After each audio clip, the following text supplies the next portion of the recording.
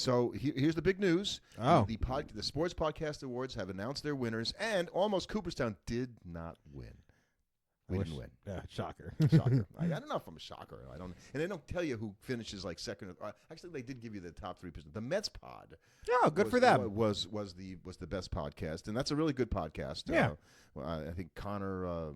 Who was it? I can't remember the guy's name. So I should know that, but I haven't listened to it that much. But it's good what I have listened to. Anyway, good for them. We didn't win. We'll try again.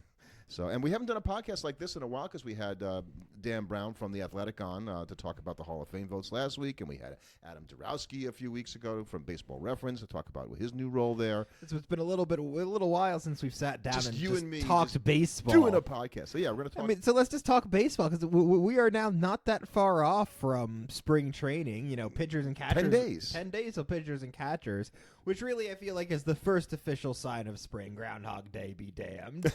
Definitely. Looking, I think there's been a interesting baseball offseason because we've had some titanic moves. Obviously, the signing of Juan Soto would qualify as very rarely. That would be top of the list, right? Yeah. Right. You don't see a player National of League, that quality or that much money get signed that often, but that was a National League guy. And this felt like a year where it was mostly talent leaving the American League, not going into it. Yeah. I think what the theme will be for me is like, what are they doing? Or why aren't they doing things? And it just seems like a lot of teams, and we'll talk about this on the podcast, are going to, basically run it back. Are competing for the right to lose to the National League representative next year. And hope that this is their year. That's one of my favorite expressions in baseball. This is their year. So we're not going to pick order of finish or anything like that. We're just going through the teams, and I think starting with a team that I think made some of the most moves in the American League, and certainly in the American League East overall, which would be the Toronto Blue Jays. I think maybe they didn't go out and get the guy you wanted them to, but I don't think anybody really believed they were strongly in on the Soto sweepstakes or the Sasaki sweepstakes. Wasn't it fun though to have their mentioned? They were like a finalist for the Sasaki. I don't think it was fun for the Toronto fans. It's not. It's just so not. And their fans are just so fed up with the ownership and its unwillingness to really step out and do something different. Signing Santander was I don't want to say it's a consolation prize because that's not nice. They went out. But it's true. They went out and they got Santander. I think as a move, people are going to talk about the Max Scherzer move, and because it was so long ago, people kind of forget about the Andres Jimenez trade. Yeah. I like that player. I like that player, but it's the kind of offseason when you look at the sum parts of they acquired, and you're like, okay, well, Vladdy's going to have some more protection in the lineup. The defense will be just better because you've got Jimenez in there. But are you really counting on Max Scherzer to give you an unbelievable year? Their starters, Gaussman, Berrios, Bowden, Francis, Chris Bassett. So those are good, solid starters. The biggest thing they didn't do was re-sign, yet at least, Vladdy to a long-term deal. And then they flirted with the Pete Alonso thing, which I guess they're still flirting with, but I don't really see where he even necessarily fits in. That's a nonsensical move to me. I think for the Blue Jays. And the Blue Jays, for anybody who forgot what happened last year, they didn't win. Right, they didn't win the division. They made the playoffs and got bounced. And I guess they made the playoffs. Oh, no, they didn't make the playoffs. Right, I'm sorry. I was about to say, I'm like, because I would say they just fell short. If you're a Toronto fan, if this team makes the playoffs this year and gets bounced in the wild card round, are you happy? I just don't. When you look at the team, I'd say, man, I expect that team to do better every year, and they just don't do it. But I'm just saying, if I look at the way they currently are, I expect them to be better than they were last year. If everything goes right, they make the playoffs. I still don't see them more of maybe being a second-round exit team. I'm not 100% sure why you think they're going to be demonstrably better than last year, other than the fact that there are very few teams in the American League who got demonstrably better than last year. And I think there are more teams that got kind of demonstrably worse. I mean, it was Alek Manoah. I mean, so you go and you get Max Scherzer, and you still got Alek Manoah. You're not sure. Maybe the guy needs a change of scenery or something like that because, he was like an all-star starter, a couple of seasons ago, and now he's just an afterthought on this team. Right. It seems like to me. They brought in Jeff Hoffman to close. They let Jordan Romano go. I don't know. You want to call that a push? Is it better? Is it? All I'm saying is that they didn't do very much. They didn't have enough last year, and the best thing they got going for them, and I don't think the Yankees or the Orioles necessarily got dramatically better either. No, I think the Orioles are actually probably a team that got a little bit worse. If you look at what they let go and what they've brought back in. Start with Corbin Burns. Right. Tomoyuki Sugano is a fantastic fantastic pitcher coming from over Japan, one of their most decorated pitchers of all time. But it is difficult to expect a 35-year-old coming over from Japan to replicate what Corbin Burns gave you last year. And you brought in to take his spot in the rotation besides Sugano, Charlie Morton. Right. Okay. I like Charlie Morton. Good pitcher. Guy from Connecticut. We love him. Tyler O'Neill comes in, had a fantastic year with the Red Sox last year. But are you really going to expect him to, give you Anthony Santander's performance from last season? Because he was big for you last year, especially when you needed him to be. The best thing the Orioles might have going from this year is I guess Batista's healthy and he's going to pitch and be their closer because when the guy's right, he's one of the best in the game. And that'll help. They haven't had that. Right, that hurt them. And I don't think losing Eloy Jimenez is going to be a big subtraction. Well, he was there for 20 minutes anyway, right? I don't think it really matters. So, yeah, I'd say that, they're expecting Grayson Rodriguez and obviously Rushman to have big years. I don't know what they're expecting from Jackson Holiday.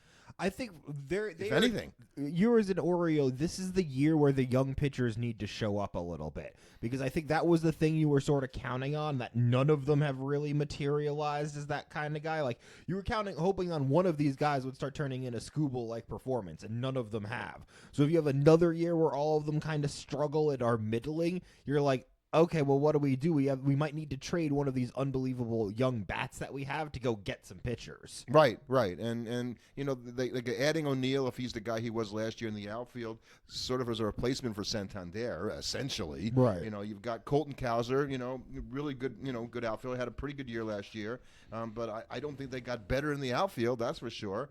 You had a half a season of Jordan Westburg when you went, wow, this guy's something special, and you had a half a season. Like, what happened to Jordan Westburg? Right. And which guy is he? Right. So the best thing they have going for them as well, as do the Blue Jays, is let's talk about the Yankees for a second. Mm-hmm. The Yankees did a lot. They did a lot of things. They were very busy. So I think the thing they did best, probably for me, and I'm obviously no Yankee fan, was bringing Max Fried. Because it got him out of the National League East, which is great. Right, we're thrilled with that. So that's only to see him a few times a year, and I think he really stabilizes that rotation. And they brought in Devin Williams as their closer. Right, with all the excellent idea. Right. We had a ton of closing problems last year. Yeah, Devin Williams blew that save against the Mets in the playoffs. That was one of the 3 saves he blew the entire season. I don't make much of that. You're not going to make much of that. The guy, Luke Weaver, showed him his mettle in the playoffs last year as a bona fide late inning, reliever. And you've lost Soto, and I don't think you look at Cody Bellinger or Goldschmidt as being like, oh yeah, those guys are just going to completely replace Juan Soto. But your lineup overall is stronger now. I agree with you. Because you had a hole at first base last year that hurt you the entire season if you were the Yankees. The big thing they've got there is they've got a third base problem, and I've heard a number of people talk about, okay, Max Fried, he's really good at getting ground balls to the left side, to the third base. Right now, I think DJ LeMahieu might be your third base option. I don't think you're going to play Jazz Chisholm over there. This is why people have talked about maybe the Yankees should trade for Nolan Arenado. They need somebody to be able to pick it at third. Jazz's value goes up a lot if he's a second baseman as opposed to a third baseman. Agreed. So, but I think right now, if I had to say between the 3 teams, the Yankees, the Blue Jays, the Orioles, I don't think it's any different than last year. I think maybe the Yankees slightly. I think you probably predict them to finish in the same order, and then you're kind of left with the other 2 teams. And the Red Sox went out and they did what they needed to do because they had such a terrible pitching staff last season that they had to go out and make some kind of difference pitching wise. So yeah, and bringing in Garrett Crochet, and they traded for him. Right. I think was critical. I really like him as a pitcher. I really like Tanner Houck as a pitcher. Mm-hmm. Actually, I think he's an underrated pitcher, and maybe might be their number 1 if it weren't for Crochet. Right, and you're gonna hope that Walker Buehler can kind of bounce back after injury and give you something. This is the year, right? And that's what it gets to. Right. You get the rest of the guys: Cutter Crawford, Giolito, Patrick Sandoval, Brian Bayo. Okay, maybe a couple of those guys will be okay. But they had to do something because their pitching was just so awful last season, and the lineup was good enough, other than Devers having a poor second half of the season. And they so desperately want to move him to first base, and they got Tristan Casas over there, and so they really can't do that. And I think they're trying to figure out what the heck to do. Right, they're kind of stuck right now, but they've got some exciting young pieces on offensively. They just need to figure out something pitching-wise so that you can stop losing all these 11-7 games. Yeah, I'm glad you went back to pitching for a second. So look at the Red Sox bullpen. Liam Hendricks. Well, okay, maybe this is the year. He comes back all the way. He's when he's at his best, he's great. But Aroldis Chapman, yeah, he's like 74 now. And for a guy who's 74, he throws really hard. So I just this is the back end of your bullpen. I gotta believe. And I think the Red Sox in that ballpark and not having a strong bullpen, that is nervous time. So and that was something that bit them all last season. It did. But they got a great year out of it. Was it Willie Ibar, the guy they right? So he had a great rookie season. Duran, that's a star right there. No, Weiler Abreu. Weiler Abreu. I get wrong. My bad. Thank you for getting that. And the outfielder had a terrific year in Jarren Duran. I mean, this is a star in the making. So really like that player. Really think they've got something going there. So the Red Sox. I just worry about their end of games, and I don't think they did enough to make me think, yeah, that's a team that's going to compete for the top of the division. No, and I think you would say the exact same thing about the Tampa Bay Rays. Yeah, again, every year I bury the Rays. They St. Pete Rays. Yeah, every year I bury that team, and last year we were kind of right. We were right too. It finally paid off. But that's kind of like being a stop clock on the wall. You're right twice a day if you keep singing the same song. Eventually, if we just keep predicting them to be bad, they'll have to at some point. I think the Rays have a chance to be bad. Right. I think they did nothing to suggest to me that they were going to get better from the team they were last season, which was a last place-ish team. And given that they've gotten away with it but then again, it seems like every year they find a couple guys you've never heard of that throw 95 and get everybody out. Well, they're going to need to. So let's go through the rotation, right? I don't know who's going to be the starting five, but Taj Bradley, Ryan Pepio, Shane McClanahan. This is the year, right? He's finally going to be healthy. Shane Baz. Drew Rasmussen, another guy who's off injured. When he's good, he's really good. They've got a lot of hope in that rotation. Right. There's a lot of guys there's a lot of guys that they're hopefully healthy now, but they get injured all the time. So can you really expect them to come back and be consistent? Yeah, they are a team that beats you by doing the fundamental things right. Kevin Cash is a terrific manager. They beat you doing the little things, and they don't have enough players. I mean, they brought in Danny Jansen as their catcher. Okay. That's supposed to excite me? That's exactly. Yandy Diaz had a great season last year, but he's also 34 or going to be 34 this year. Brandon Lau at second base, kind of slipping a little bit. Junior Caminero, they're expecting this is the year. Another guy has all kinds of advanced stats. All the talent in the world. Going to be a star, and boy, do the Rays need him to be a star. They really do. And they're going to be playing in this 11,000 seat ballpark, right, in Steinbrenner Field in Tampa. And I heard they just raised all the ticket prices to double because they can't raise enough revenue if they charge regular price. And it's going to be a very exclusive, intimate setting. Which fun. What you say or not. So I don't know what the Rays, and they can't even come up with a definitive. I think they're going to rebuild the ballpark for the next season before the new ballpark is built. But that's a team that's in a mess right now. 100%. So it would be shocking to me if they finished better than fifth place in that division. Maybe they finished fourth, but that'd be about it. So and let's go to the Central. Remember the team. And this is what I heard this week too. So the odds to win the AL Central favor a team that didn't make the playoffs last year, and of course, three teams from the Central made the playoffs. And the current odds have the Minnesota Twins, who got bounced and didn't make the playoffs, as a slight favorite to win the division. Right, exactly. Not a big favorite. Right, it's just interesting that a team that had three teams make the playoffs, the odds-on winner to win the division right now is a team that didn't make it last season. So it's which is interesting, but I think that kind of just speaks to that. If you look at all of these other teams, they got either worse or they didn't really do anything to get better, and you're kind of like, well, last season was kind of amazing. I don't know if you can replicate that. I think they're right. I think the Twins might be the best team. And, of course, I'm basing that on the fact that Carlos Correa is finally healthy. This is the year. Yeah, that one's a little surprising to me. And Royce Lewis is finally healthy. This is the year. And Byron Buxton is healthy. He's finally going to – I mean, that is a team. Talk about built on, tape hopes and glue and dreams. And everybody trying to – but, they've got some good players. If they are playing, they would be a very good team. They just never do. If the Twins' best three offensive players can stay in the lineup for 80% of the season, they'll probably be a playoff team. All evidence points to that absolutely will not happen.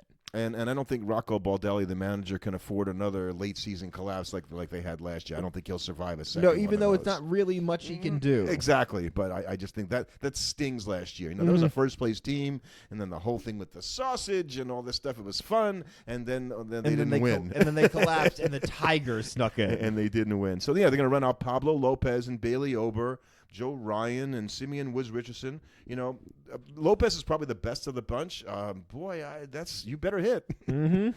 You better hit. And is Alex Cobb still on the team? Because they ran him out there a few times. And the closer is the Joan Duran. Right. He's as good. The music and right. He throws a million miles an hour, and so he copies the Diaz stuff, or he does the Diaz. He thing. He does. Copies is unfair. So they, I think they would be the slight favorite in my mind too. Even though I think, well, why would you take it away from the teams that made the playoffs? Aren't they on the rise? Well, if I look at the Guardians, I think the Guardians are a team that you could kind of point to got worse. The people that they traded for or acquired are worse players than they sent out. I can't figure out the Andres Jimenez trade. How about the Josh Naylor deal? Right. Both of those were bizarre trades that they made. And it wasn't like they brought in unbelievable players. Maybe it's a way of keeping good for the future, but you were good right now, and you were young, and you weren't expensive. Right, so they replaced at first base, Carlos Santana replaces Josh Naylor. Not the guitar player. What is he? He's now going to be 35? No. He's going to be 39 in April. Oh my God! 39 years old, and he had a great season. Had a very, very good season. Yes, I agree with that. But you're counting on him. You've got another guy, and who was a playoff star, and I like the fact that if I look at all the Cleveland depth chart, he's everywhere on the depth chart. He's bat boy. He's first base coach. He's doing everything. Outfield. David Fry, who had all these clutch hits in the playoffs and all that, doesn't necessarily have a guaranteed regular job for Cleveland. That's probably the strongest thing about that team right now in my mind. Right. That he's just sort of a backup to everything that they need. And they're hoping that, okay, we brought in Paul Sewald. He can recover after what was a down year in Arizona because he didn't have a great one. You don't need him to be your closer, even though Clase did blow some games. No. Clase is one of the classiest, best Right. guys. But I'm saying he's not going to be your closer because even though Clase blew some games, you're not replacing him. But now your bullpen is a little bit stronger. But you were already a team that struggled to score runs, and you are one Jose Ramirez injury away from basically having a defunct that would be the offense. death knell, right? That definitely be the death knell. And so here's a quiz question for you. Okay, who's the Cleveland shortstop supposed to be this year? They don't have Jimenez anymore, remember? So he was their second baseman. Their second baseman. Brian Rocchio is their shortstop. Okay, that would be concerning to me if I. He's a young player, on the come. So fine, we've got that. We've got Ramirez at third. We've got Rocchio second. So second base. All right, we don't have Jimenez anymore. It's Daniel Schneemann. Okay, so we've got Carlos Santana and Daniel Schneemann on the right side of the infield. Okay, well, the outfield, is it good? Well, you still have Stephen Kwan in left. You brought over Lane Thomas from the Nationals. I assume he's a solid professional major league center fielder. Right. The problem is he's sort of the water line on your team. Right, and then you've got John Kensey, who's got the great name, John Kensey Noel. But he doesn't hit the ball very much. When he does, it goes far. When he does, it goes far. But the problem I look at when you look at the Guardians, the easiest way to describe their problem is when I look at their team, Lane Thomas ranks too highly on their list of good players. Excellent point, and I feel the same as you. They did not get better. Not that Lane Thomas is a bad ball player, but he needs to be my seventh or eighth best guy on my team if I'm going to really. He's your fourth or your fifth outfielder, right. on a good team. He could maybe he's my starting outfielder in he could for the Mets. Lane Thomas could start in center field for the Mets because you've got Soto and Nimmo in right and left, and so you can afford for him in the lineup in that way. Instead, the Mets have Jose Sirius. It doesn't really matter. The problem is that you don't have that in Cleveland. No, you don't have Soto in left. Right. You don't have that. So the problem is now Lane Thomas is so much more important to your team, and that makes your team so much worse. So the other two teams that made the playoffs would be the Royals. Okay, so they had to get better, right? Because they were right on the precipice of making. They were just really close to being the team that went on. And look what they did. You know what they did? Some stuff. Like nothing. I mean, they went out and they got Jonathan India, which is an interesting deal, but you had to give up Brady Singer. Yeah, right. One of your better pitchers. One of the better young pitchers that you had. He had never fully put it together, but you liked him. You went and got Paul DeYoung and Robbie Grossman and Yuli Gurriel. Seriously? Right, I look at the guys they had, and they had a Tommy Pham and Will Smith. So what I see there is you went out. Will Smith, the pitcher, not Will Smith, the catcher.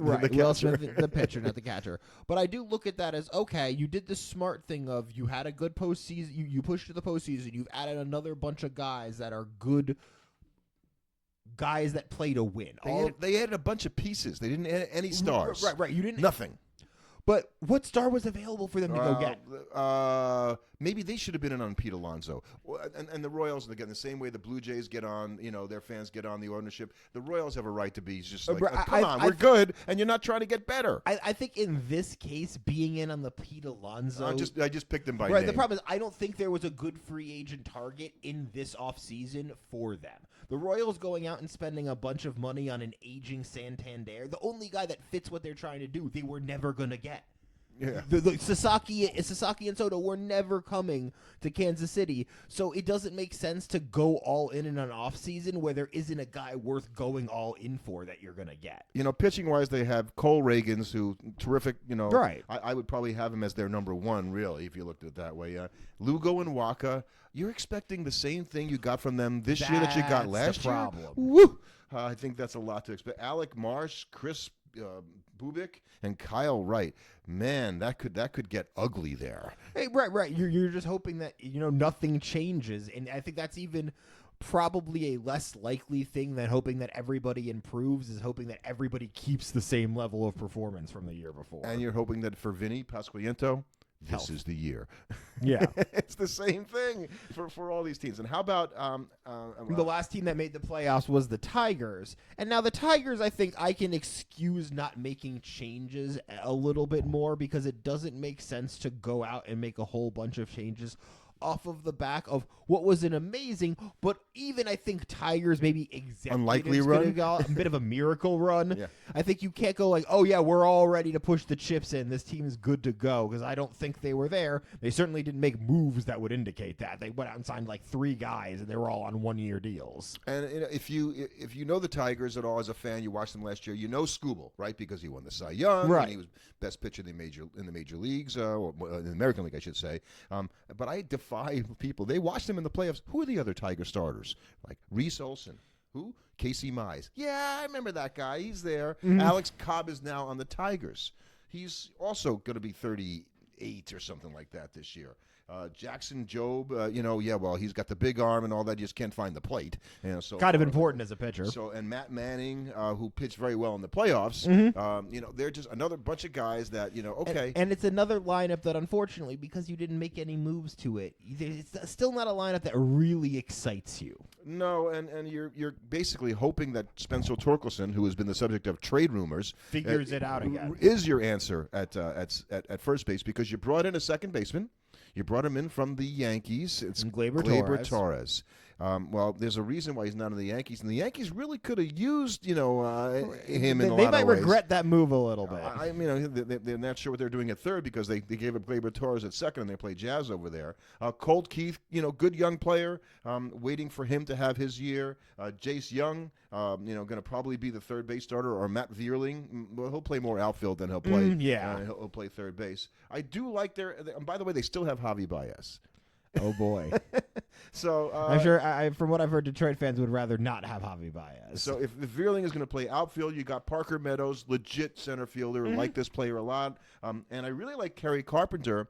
And I saw his stats from last year, and he was excellent in the playoffs. And he doesn't play that much. I guess they platoon him most of the time. The guy just rakes. I think he should play every day. The guy, it kind of feels like some of those old, I remember when the Mets used to have Turner and Murphy, and we'd watch them hit all the time. And you're like, why don't they just play this guy all the time? He always seems to hit. So, and they've got Riley Green, who are also expecting that this is the year. So, I'd say the Tigers, you're right. I agree with your assessment. I don't think they needed to do as much. I don't know that they got a lot better, but I don't know that they needed to necessarily. Right. And they sort of had the problem of you had the miracle run last year, and you don't want to make too many moves based off that. And I think the White Sox sort of went in the inverse position where they were so bad last season that making any kind of moves based off of last season didn't make a lot of sense. So, I mean, I think that shipping Garrett Crochet out is interesting just because you were trying to bring back assets and you got a top 15 prospect for him. Yeah, so you're happy with that. But there were no amount of free agents you were going to be able to sign this offseason that were going to fix your team. No, there was no way you could get into a position at the end of this year where you had a chance next year. Right. I think if, they're looking at 2 years from now. Hopefully, they can have a young, exciting team that's on the rise. The most you're hoping for is next year a bunch of young guys come up early and flash some talent, and maybe you make a run at a last wild card spot before ultimately falling out in like early September. So, White Sox fans, and I don't imagine there's too many White Sox fans that listen to our podcast. We don't have to go through the players on the team because not only do we not know them, I think most people don't know. And honestly, if we looked at their depth chart, there's a pretty good chance that like half those guys aren't on the roster by the end of spring training. And that's a good, I just there's not too many guys in the team that you'll be familiar with. Right. There's Luis Robert. Yeah, for now. And he's likely to be traded as well. It's going to be a disaster there. I guess they're going to at least play in their own ballpark, unlike the A's who have moved to Sacramento and the Rays who are playing in a small. But aside from that, I think it's another. It's a tough time to be a White Sox. Looks like fan. Not predicting anything, but yeah, they're going to be the 5th place team in the AL Century, Central without a doubt. And then finally we go to the American League West. And so we've got a team that won the World Series in 2023. It's getting back Jacob DeGrom. I saw DeGrom throwing on video this morning. He looks great, man. I love watching Jacob DeGrom throw. He's got to throw in a game before it means anything to me. I'm just such a Jake boy, I just like watching the dude. Right, throw. right. I wish Jake all the best, but as a Ranger fan, you have to be thinking, yeah. I need to see him throw like 60 innings in a season before I'm talking about Jacob DeGrom being back. But I think if I looked at the Rangers, I would say, what did they do to get better, other than hope that their players, that Evan Carter will have a better year than he did last year, which isn't saying much. Right. I mean, like you're going to really talk about how signing Kyle Higashioka is going to move the needle, or bringing in Jake Berger or Jock Peterson. Like, yeah, bringing back Nathan Eovaldi is nice, but there wasn't like you're mostly hoping that your team stays healthy. Because you were ravaged by injury last year. You had a lot of guys miss time, and you just have to hope that the fact that guys like Corey Seager and Marcus Semien and Jacob DeGrom all being a year older doesn't mean anything. Yeah, I think this is how I feel at the whole American League. I said this before, right? Because we'll do the Astros and we'll do, all the other teams. The best thing for the Rangers is nobody got better.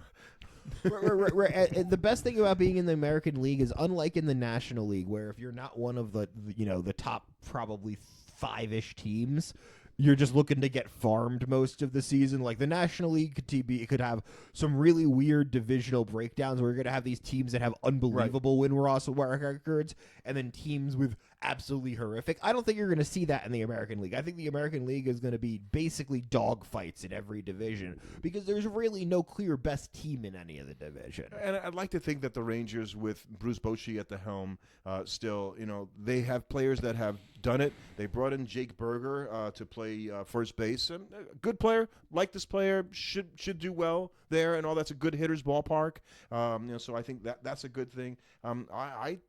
I would expect them to return to contention, if not be a division leader, along probably with Houston. Mm-hmm. And I'm not as bullish on Houston as I normally am as well. Let's do them next. Well, I mean, look at Houston. Obviously, their big move is they went out and signed Luis Severino to a 2-year deal. That's not Houston. He went to the Athletics. I'm sorry. Well, whatever they're going to be called, the team that formerly was right. The Oakland, I'm sorry. I was looking at the wrong one. They went out and got Christian Walker. I had the wrong list. Right. Which, good move. I think that's remember, this is a team that lived with a lot of guys at first base. None of them good. None of them good, including Jose Abreu. Right, and now you're happy because Jordan finally has another guy that can give him some up. Even Paredes being your third baseman. Yeah. In a lineup where you're not counting on a ton from him, he's a lot more valuable. But there's a giant gaping hole in the outfield. There was a guy named Kyle Tucker. Remember him? Kyle Tucker was one of the best baseball players in Major League Baseball, and he quietly exited because I guess they couldn't afford to to pay him what he got. He didn't get paid all that much going someplace else. I'm just really surprised. I think the also thing you're going to think is there's also a giant gaping hole in the rotation in the bullpen because you got rid of Ryan Presley. Yeah. You got rid of Justin Verlander and Yusei Kikuchi, who had an okay season. He did. Yeah. He did. I think that's fair to say. You were covered after a really rough start, and now you're going to put it all on Josh Hader's shoulders. And I'm not sure that you have a right that's to be super confident when you put it all on Josh Hader's shoulders. That's something that hasn't shoulders. worked out for the last two teams. He still throws hard, but for him to hold up the entire bullpen himself, I think is going to be something. They still have you still got Jordan. You still have Jose Altuve. And you know what they want to do with Altuve? What? I think they want to move him to the outfield because here's the thing about Altuve. So he's slowed down physically a lot. So his speed is like much less than it used to be. His fielding at second base has dropped off remarkably. So let's put him in the left outfield. Field. They're talking about putting him in left field, or because they had Kyle Tucker and they got to shuffle the cards out there, and they need an outfielder there. So put him in the outfield, and maybe Dubon plays second base. I just struggle to follow the train of logic where any team would go, I have a man who's playing second base, and I don't like his range out there. Yes, let's stick him in the outfield. Yeah, that's happened before, by the way. It doesn't seem like it's a good move to me. So he is, I think, on a Hall of Fame track, and I think you devalue Altuve a little bit if you play him in the outfield as opposed to second base. Altuve in the outfield is a much less valuable player than Altuve, the second baseman. The problem for you is it's not like you can stick him at DH because Jordan is right. there, and he has to be there. And he has to be there. Right, and they have Jeremy Pena at shortstop. And they're gonna like that player. Right, and they've brought in Paredes, but he's expected to step in to fill in for Bregman. Offensively, I expect him to be able to do that.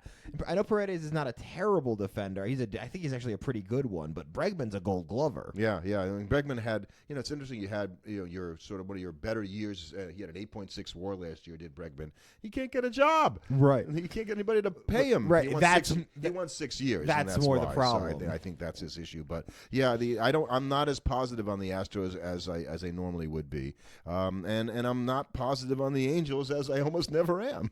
So I mean, the Angels, they got Kikuchi. Interestingly, they probably more than any other team went and did the most other moves. You know what I mean? Like they really went around the Angels. The Angels, go on. Yeah, they went around. They did a lot of moves. Mean, is that bringing in Kyle Hendricks? Right, Kyle. I'm just saying in comparison to the other teams in the American I see. League They West. did something. They did stuff. I'm not sure they did good things though. They just did things. But isn't that always kind of what the Angels do? Yes, Kikuchi and Kyle Hendricks.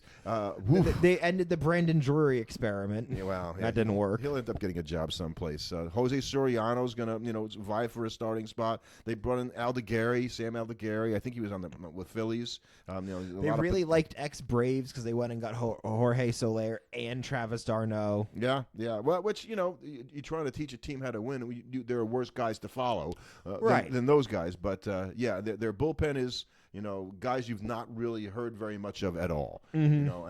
And Brock Burke probably being the guy the best, and Ben Joyce. But I didn't do anything. They still got this Mike Trout guy.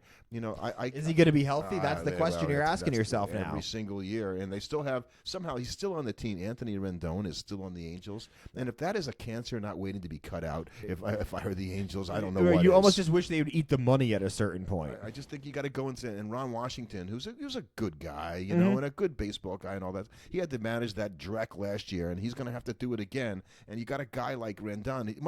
Rendon must make Ron Washington nuts.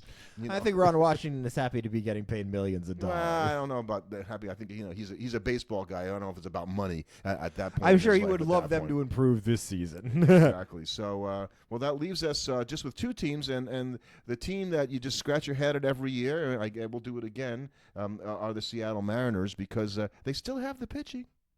Right, they still have the pitching, but they were a team that I expected to kind of do a little bit more this offseason. Like you wanted them to go out and sign somebody.